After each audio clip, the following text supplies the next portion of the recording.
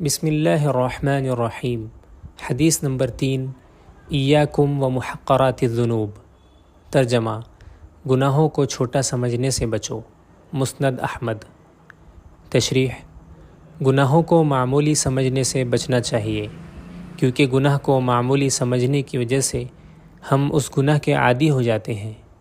گناہ چاہے چھوٹے ہوں یا بڑے، اگر ہم ان کے عادی ہو گئے تو ہمارا حافظہ، میموری کمزور ہو جاتا ہے اور ہم بہت زیادہ بھولنے لگتے ہیں۔ شیطان ہم کو یہ سمجھاتا ہے کہ یہ چھوٹا گناہ ہے، لیکن ہر گناہ ہمیں اپنے پیارے اللہ سے دور کرتا ہے۔